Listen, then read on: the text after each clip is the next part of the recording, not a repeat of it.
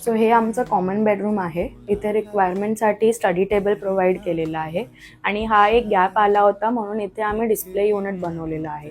इथे space open ठेवायची होती म्हणून आम्ही इथे एक कॉर्नर बेड घेतलेला आहे आणि व्हेनेवर रिक्वायर्ड आपण त्याला ओपन करून डबलही करू शकतो. बेडच्या मागे आम्ही जी वॉल आहे त्याला फक्त एक डार्क पेंटनी हायलाइट केलेलं आहे.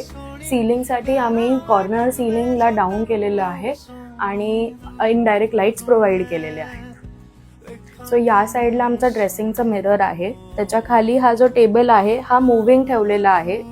जेव्हा पाहिजे तेव्हा तो साईड टेबल आणि जेव्हा पाहिजे तेव्हा तो ड्रेसिंगचा स्टोरेज म्हणून यूज करू शकतो आपण. इथे आम्ही 4 डोअर वॉर्डरोब केलेला आहे with an additional dry area storage जे आपण इथून ओपन करू शकतो. लॉफ्टही दिलेला आहे.